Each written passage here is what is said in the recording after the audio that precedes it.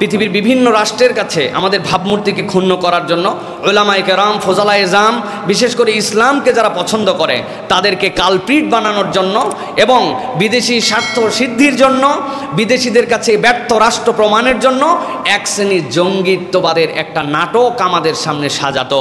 এই জঙ্গিত্ববাদের নাটক ছিল বিদেশি প্রভুদেরকে খুশি করা এবং নিজেদের স্বার্থ সিদ্ধি করার অন্যতম একটা মাধ্যম, এর বাহিরে আর কিছু নয়। প্রিয় ভাইয়েরা, বর্তমানেও আমরা দেখছি যে একদল লোক এরকমভাবে এই নতুন নাটককে আবার আমাদের সামনে নিয়ে আসার জন্য চেষ্টা করছে এবং এই নাটকের ক্ষেত্রে আমরা দেখেছি তাদেরকে জিজ্ঞাসা করা হয়েছে যে আপনারা কেন এগুলার নাম দিলেন, যেই ব্যক্তিত্বদের নাম দিলেন তারা এই দেশে থাকে, এই দেশে চলাফেরা করে, তাদেরকে আমরা চিনি, অথচ তাদের কোনো ইনভেস্টিগেশন ছাড়া আপনি কেন নাম দিয়ে দিলেন?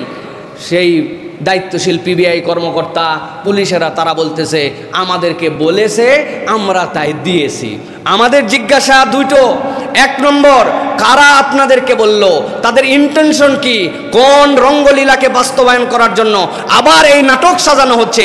এই নাটের গুরুদের একদম গোড়া থেকে খুঁজে খুঁজে বের করে এদেরকে আইনের আওতায় এনে শাস্তি কার্যকর করতে হবে।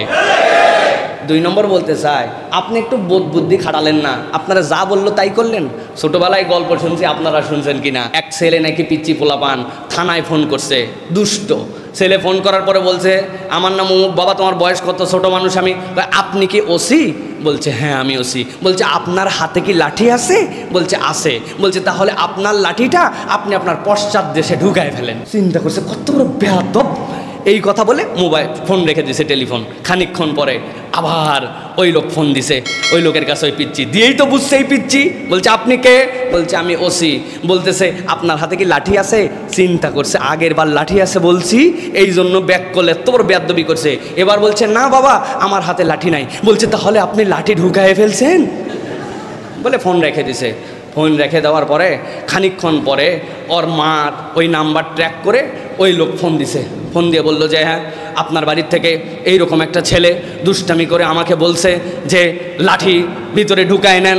ঢুকায় দেওয়ার পর 10 মিনিট পরে আবার ফোন দিছে আমার কাছে, বের করেন আপনি। তো এইগুলো কথা বলা, এগুলো কি ঠিক? তো ওর মা বলতেছে যে দেখেন আপনি একটা ছোট মানুষের কথায় লাঠি ঢুকাতে গেলেন কেন? যদিও এটা জোকস, কিন্তু আমাদের পুলিশের আবাল এবং তাদের ব্যর্থতা দেখে মনে হচ্ছে যে উনাদেরকে বলে দিল আর ওনারা শিশু। বাংলাদেশে যেই সকল মানুষের নামে এটা বলা হয়েছে, বাংলাদেশের প্রত্যেকটা মানুষ তাদেরকে চিনে, যুবকরা তাদেরকে পছন্দ করে। খুঁজে খুঁজে যাদের হাতে অস্ত্র, যাদের হাতে এই দেশকে অস্থিরতার বিভিন্ন আইটেম আমরা দেখেছি, তাদেরকে কখনো জঙ্গি বলা হয় না, শুধু ইসলামপন্থীদেরকে জঙ্গি বলা হয়। এটা একটা বিদেশি ষড়যন্ত্র, বাংলাদেশকে নতুন করে অস্থির করা তাদের পায়তারা, ঠিক কিনা? আমরা দ্ব্যর্থহীন কণ্ঠে বলে দিতে চাই এই পায়তারার দিন শেষ। নতুন করে পায়তারা করবেন আপনারা কিন্তু এর হারে হারে এর প্রত্যেকটা অপকর্মের রিয়াকশন কিন্তু পাবলিক থেকে পাবেন। কেন? আপনি দেখবেন বিদেশিরা এসে বলতেছে জঙ্গিবাদ কত হালকা করে দেখা উচিত নয়। তারা আমাদেরকে বলতেছে এখানে মানবাধিকার কমিশনের নামে এমন কমিশন করতে হবে যেখানে সকল দায় বাংলাদেশের জনগণকে নিতে হবে। আরে দায় মুক্তি দিয়া পৃথিবীর কোনো জায়গায় কোনো কমিশন কোনো অফিস হয় নাই, তুই আগেই দায় মুক্তি চাস কেন? তার মানে তোর অপকর্ম করার নিয়ত আছে ভিতরে, ঠিক কিনা? আমাদেরকে দুধের শিশু মনে করছে। সুতরাং আমরা বলবো এই সকল নাটক করে এই দেশটাকে নতুন করে অস্থির করেন না। আর যারা এটা করতেছেন তারা তদন্ত করে দেখেন যে কার নির্দেশে, গোড়ায় কি উদ্দেশ্যে, কেন এটা করেছে। আমরা এই মামলা তো ইনশাআল্লাহ তারা টিকাতে পারবে না, কেন এটা একটা সর্বস্বই মিথ্যা মামলা। কিন্তু কেন এটা করা হলো তার গোড়ার খবর আমরা জানতে চাই। অনেক ক্ষেত্রে এরকমও হতে পারে ইচ্ছা করে কতকগুলো মানুষের নাম ঢুকায়া অরিজিনাল যারা এই টাইপের মেন্টালিটি রাখে তাদেরকে আড়াল করে ভিন্ন কোনো গেম খেলারও তাদের পায়তারা থাকতে পারে, নানান অ্যাঙ্গেল থাকতে পারে।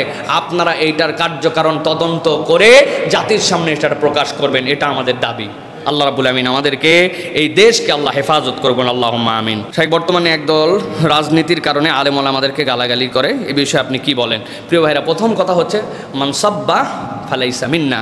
নবীজি সাল্লাল্লাহু আলাইহি ওয়াসাল্লাম বলছেন সিবাবুল মুসলিমি ফুসুক ওয়া কিতালুহু কুফর। একজন মুসলমান আরেকজন মুসলমানকে গালি দিয়ে কথা বলতে পারে না। সুতরাং প্রথমে বলতে হবে রাজনীতিকদের একটা চরিত্রের বাইরে আসতে হবে। ভাই, আপনার দল করে না, আপনার পছন্দ হয় না, আপনার বিরোধী মত, আপনি যেই সমর্থন করেছেন সেই সমর্থনের সাথে সমর্থন নাই, মানে এই লোককে সাথে সাথে গালি দিতে হবে।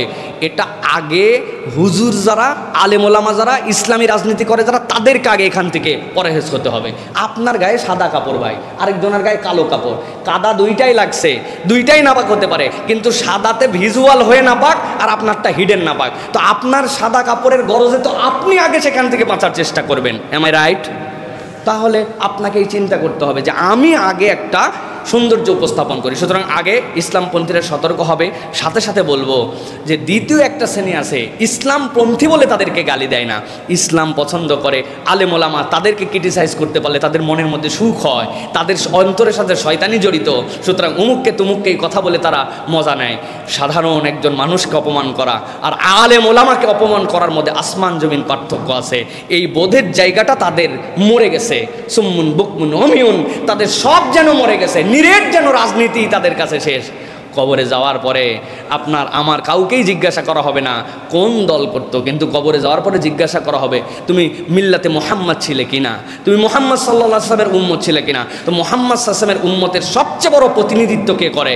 যে হক্কানি ওলামায়ে কেরাম। সুতরাং তাদেরকে গালি দেওয়া এটা একটা খুব বাজে দৃষ্টান্ত। আল্লাহ আমাদেরকে এখান থেকে সকলকে বেঁচে থাকার এবং বুঝ দান করেন এই বেঁচে থাকার মতো, আল্লাহুম্মা আমিন। ট্রেভার নামে একটা গেম, অনেকেই বলে এইটা শেয়ার বাজার, আবার অনেকেই বলে জুয়া। এক্ষেত্রে আপনি কি বলেন? আমি বাপ দাদার জন্মে প্রথমেই নাম এবং আমার এই ভিডিওর মাধ্যমে আপনি এটা প্রমোশন করলেন যে ট্রেভার কি জিনিস। ভাই আমি জানি না, না জেনে বলতে পারবো না, এটার বিস্তারিত আমার কাছে দিবেন। তবে বেসিকটা বলি, যেইটাই জুয়া, যেটাতে এক পক্ষ টাকা লাগায় না, দুই পক্ষ, বেনিফিট অনেকের থেকে আসবে, বেনিফিটটা দুই একজন নিবে, এইটাই বুঝবেন এর সাথে হারাম। সেটা ট্রেভার নামে হোক আর গ্রেভার নামে হোক আর XYZ যেটার নামে, কোনো একটা খেলা হোক, একটা ছাগল খাওয়াবো জায়েজ, কিন্তু এক ছাগল দুই দল মিলে কিনে বাইন্দে রাখছে, বাইন্দে বলছে যে জিতবে সে ছাগল পাবে, হারাম। তা আপনার এই জুয়া বোঝার জন্য এত কিছু বোঝা লাগবে না, আপনি যদি এইটাই বুঝেন তাহলে আপনার জন্য বোঝা হয়ে যাবে। সুতরাং এই অনলাইন জুয়া আমাদের ছেলেপেলেদেরকে শেষ করে দিচ্ছে, এখান থেকে আমাদের বাঁচার জন্য করতে হবে। হাদা মা ইনদি ওয়া লা ইলমু ইনদাল্লাহ, সুবহানাকাল্লাহুম্মা বিহামদিকা আশহাদু আল্লা ইলাহা ইল্লা আনতা আস্তাগফিরুকা ওয়া আতুবু ইলাইক। আসসালামু আলাইকুম ওয়া রাহমাতুল্লাহি ওয়া বারাকাতুহু।